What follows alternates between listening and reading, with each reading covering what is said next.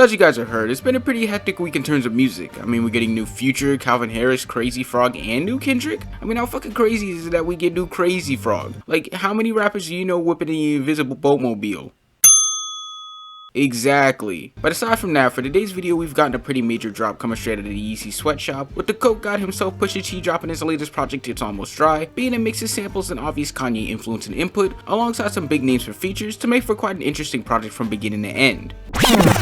Alright, so I'm gonna be honest, it's hard to really give a solid description to this project personally. Like, I've listened to it over 10 times now and I still find it somewhat difficult to come through with a solid opinion on this one. But if anything, I will say that I did enjoy Pusha T's flow throughout this project, though it isn't anything layered or fast paced, but instead running off this simply catchy flow to allow for some solid wordplay and really be able to complement the beats that are provided. This album also still plays into the usual theme that Push has always rapped about, being dope dealing, money, and very confident bars of success, to once again prove why he's claimed as the best drug rapper today. I guess my only problem with this project is that it just feels a bit boring to me personally. Like, it has some nice songs on there with Let the Smoker Shine the Coops and Scrape It Off, but as a person who doesn't usually listen to Pusha T often, I just don't hear much of anything in this project that really stands out and makes me want to listen to it consistently. Though there are some parts that can be nice, such as the features that come on to complement, such as Jay-Z on the track Neck and Wrist, or Uzi on the track Scrape It Off. But when looking at this project as a whole, it feels like I'm just getting a different form of the same format in my opinion. Not saying that this makes the album bad, but at the same time it doesn't make it perfect or album of the year to me either. But as for the production, it definitely got some Kanye influence or input on it, with tons of samples and repetition with the beats to keep things pretty simple for Push, I suppose. I mean, the track Dreaming of the Past is literally just part of a John Lennon song played over and over, while Pusha T and Kanye dish out some pretty solid bars. I think the most ear-catching beats for me would have to be Call My Bluff, Let the Smoker Shine the Coops, and Scrape It Off, with the last being the most standout of the three, mainly to help complement the Don Toliver and Uzi feature that we got in this project as well. But talking about features, as I mentioned before, Jay-Z was on the track Neck and Wrist with Pharrell, to make for one of my favorite features off this project, especially with Jay-Z going for this excellent layered rapping style that complements both Push and the beat perfectly. But I'd like to also acknowledge that this is apparently the last time we're going to hear Kid Cudi and Kanye on the track together, with Rock and Roll having some Cudi hums and scratchy chorus vocals, though I could have done just fine with the hums personally, and a more melodic verse from Kanye with him going full Christian, which was nice to hear as well. But there was also one more Kanye feature on the track Dreaming of the Past, with him giving a quite short but pretty good verse that doesn't sound like it was pre-written for him by someone else, but it does sound phoned in on the mixing, which did disappoint me a little bit.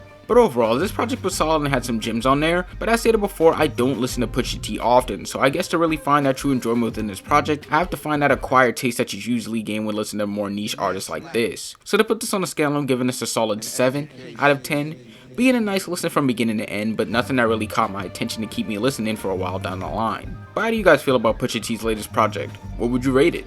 Let me know down in the comments, so liking and subscribing. Make sure to follow my IG and Twitter. And if you like the illustrations using this video, make sure to follow the artist as well because she's dope. And on that note, I'll see you on Monday when I teach you guys how to sell 10 pounds of pure Colombian Coke. Peace.